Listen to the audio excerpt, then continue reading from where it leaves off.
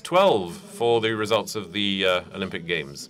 So we're talking about the future generations. Why don't we give them the floor?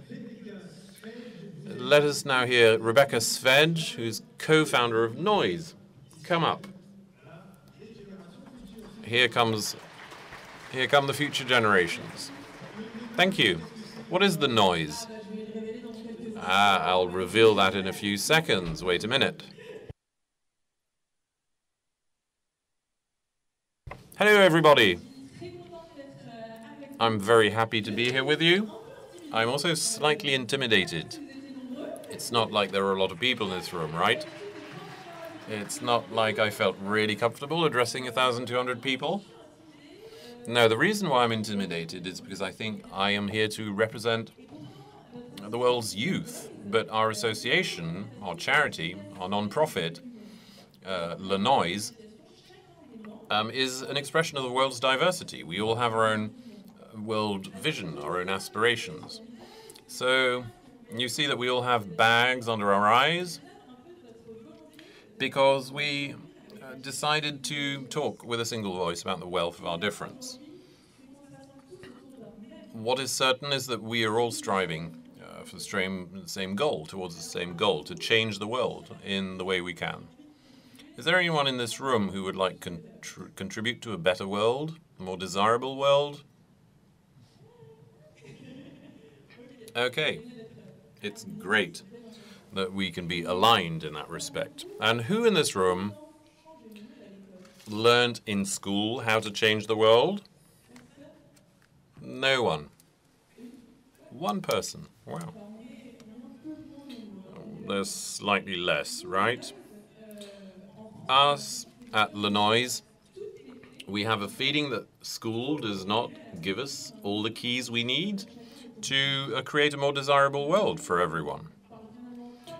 We don't talk a lot about social and challenges in society, and there are feelings of powerlessness or a lack of interest for young people. And sometimes there is a sense that schools don't always allow their students to develop their full potential and aspirations, and that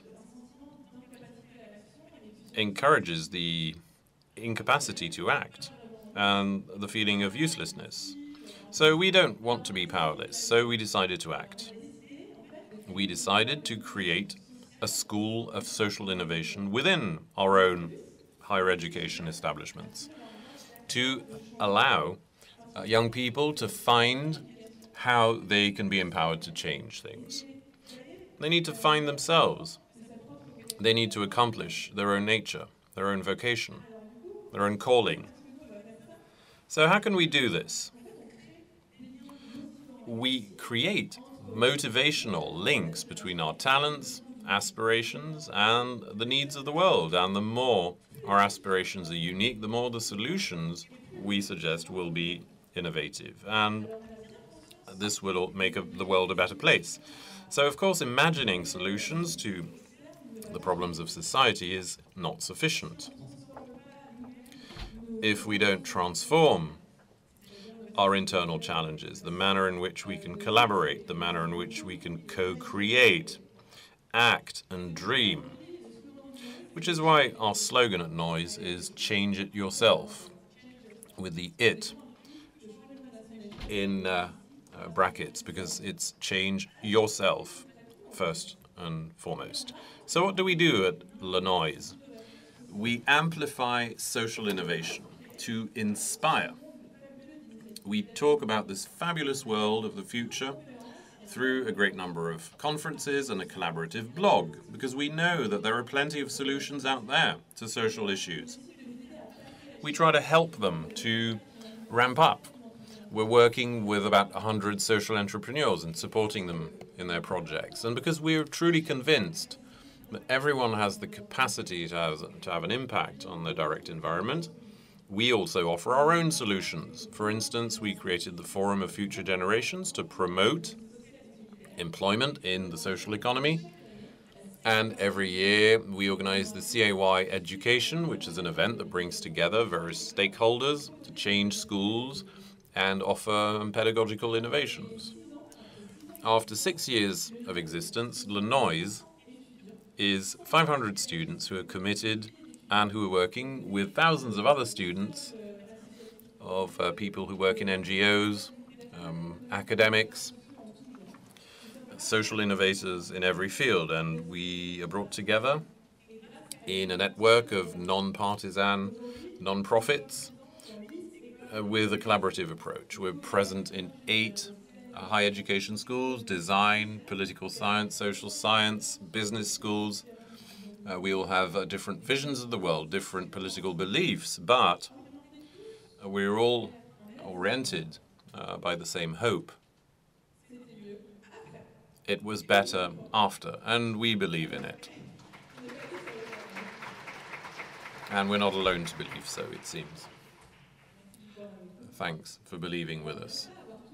So, of course, we don't claim to have solutions for all of society's problems, but we're looking for them within ourselves. And we would like to share a number of issues that we have identified. And I would like to share the stage with my Noiser friends.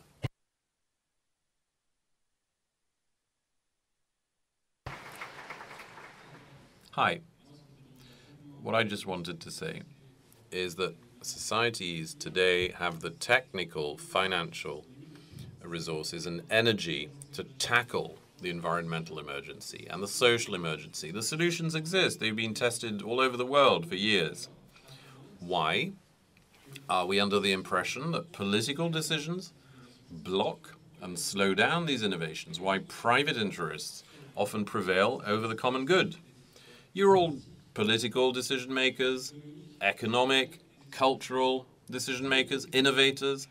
Can you help us to lift these blocks that are still preventing these solutions? Thank you. Hi everyone. I'm talking on behalf of a Noiser friend called Olivier, who couldn't be here unfortunately today. In the face of the huge challenges that our world is faced with, we're often tempted to find every solution, but no one is competent enough to solve every problem. Government institutions set the pace and call for projects and allocate financial and human and technical resources, but they often do not factor in a real everyday life. Have more confidence in people who work in the field. Give them the resources to resolve their issues on a daily basis, because they're probably the more qualified to do this. Thank you. Hi everyone. We're talking about future generations. What else could we talk about apart from education? And not just economics or finance. Education is not a question of economy, it's a question of society. Our educational system, although it's free and public, has never been adapted to our human nature. And it's much less well adapted to the social and environmental change we're facing. Reinventing this is the first and key challenge that requires resources that cannot be purely economic. Teachers, academics are the legitimate and key players in this. Why don't we drastically increase their financial and administrative resources to make education the north-pointing bearing of our compass? Hi, everyone. So there are a few of us on stage, but there are 500 of us, aged 18 to 30. Some of us have already graduated, others have just barely started. We come from business schools, engineering schools, universities, and political science schools. We are from varied social origins, varied geographical origins. We don't have the same religion or political beliefs. We're all very different, and sometimes we disagree. We're not all comfortable with being involved in such an event today and encouraging the action of economic and political players who have partly created this world we are today rejecting. We also have our own paradoxes, our own contradictions. We work in big business schools, and of course, we have our own share of responsibility. So we're aware, but dissatisfied. What brings us together beyond the divisions is the permanent sense of dissatisfaction with the world we live in. Most of us have not been here for much longer than a quarter of a century, but the climate inequality, the refugee crisis. There's so many examples of ills that worry us deeply and which we have tried to fight in our own way, in our schools, in our cities, in the countryside, or in our plates. We're looking for meaning, and we've tried to restore meaning by acting before the meaning disappears completely. 43 years ago, Simone Weil said, "Let us trust our youth so that life remains supremely sacred." Let's trust our youth, and we can restore a positive meaning to our lives. Thank you.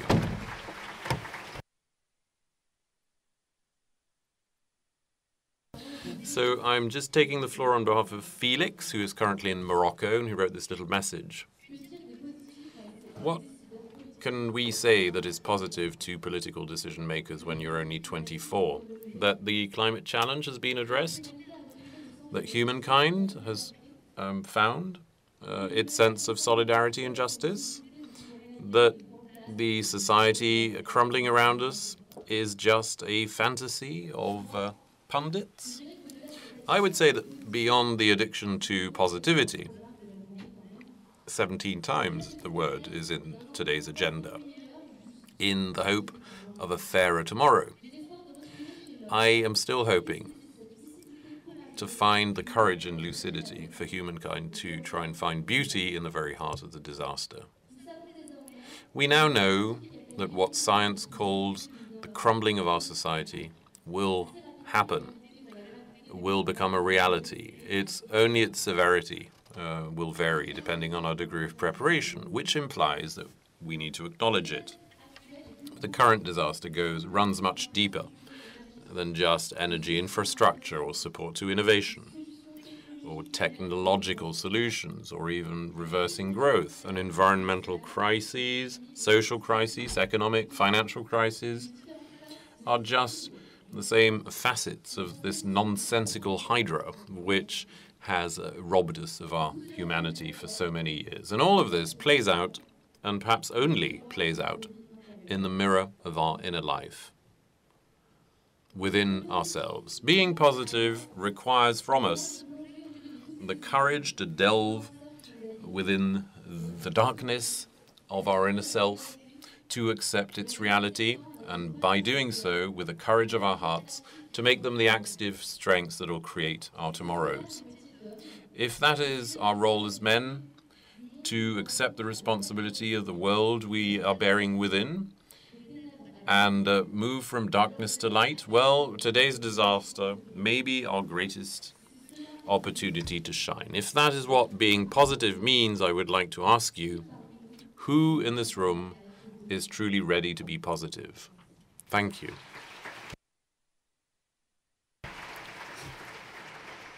Merci à chacun des 500 noiseurs qui ont participé.